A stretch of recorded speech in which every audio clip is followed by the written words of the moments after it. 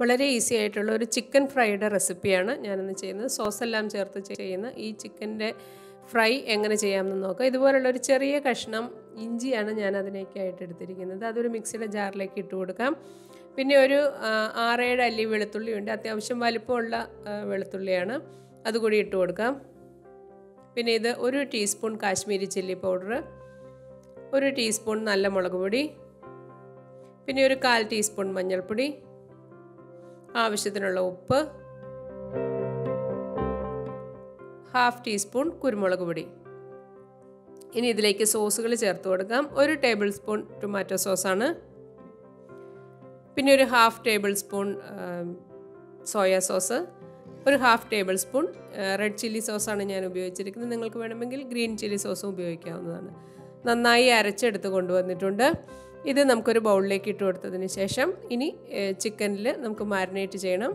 അതിനായിട്ട് ഞാനിവിടെ 5 ചിക്കൻ്റെ ലെഗ് പീസാണ് എടുത്തിരിക്കുന്നത്. അത് ഈ രീതിയിൽ കട്ട് ചെയ്തിട്ടുണ്ട്. അതിൻ്റെ ഉള്ളിലെല്ലാം നന്നായി മസാല വരുന്ന രീതിക്ക് നമുക്ക് മസാല പുരട്ടി കൊടുക്കാം.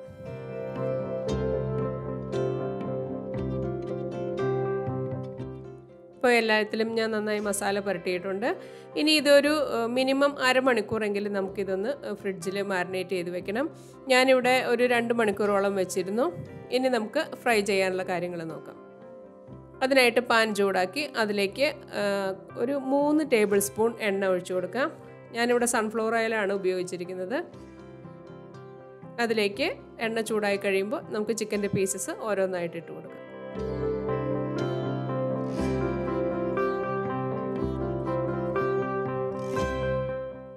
ഇനി ലോ ടു മീഡിയം ഫ്ലെയിമിൽ വെച്ച് വേണം നമ്മളിത് ഫ്രൈ ചെയ്തെടുക്കാൻ. അതിൻ്റെ ഓരോ വശവും തിരിച്ചും മറിച്ചും ഇട്ട് നമുക്ക് നന്നായി ഫ്രൈ ചെയ്തെടുക്കാം. ഫ്ലെയിം കൂട്ടി വെച്ച് നമ്മൾ ഫ്രൈ ചെയ്യരുത്. അങ്ങനെയാണെങ്കിൽ പുറമേ കരിയുകയും ഉള്ളിൽ വേവാതെയും വരും. ഓരോ സൈഡും തിരിച്ചു വെച്ച് കൊടുത്ത് നമുക്ക് നന്നായി ഫ്രൈ ചെയ്തെടുക്കാം. കുട്ടികൾക്കെല്ലാം വളരെ ഇഷ്ടപ്പെടുന്ന അധികം എരിവില്ലാത്ത ഒരു ചിക്കൻ ഫ്രൈ ആണിത്. ഇപ്പോൾ ചിക്കൻ ഫ്രൈ റെഡി ആയിട്ടുണ്ട്. നമുക്ക് എടുത്തു മാറ്റാം. നിങ്ങൾക്ക് ഈ വീഡിയോ ഇഷ്ടമായാൽ ലൈക്ക് ചെയ്യുകയും ഷെയർ ചെയ്യുകയും നിങ്ങളുടെ ഫീഡ്ബാക്ക് കമൻറ്റിലൂടെ അറിയിക്കുകയും ചെയ്യുക. ചാനൽ ഇഷ്ടമായാൽ സബ്സ്ക്രൈബ് ചെയ്യുക. താങ്ക്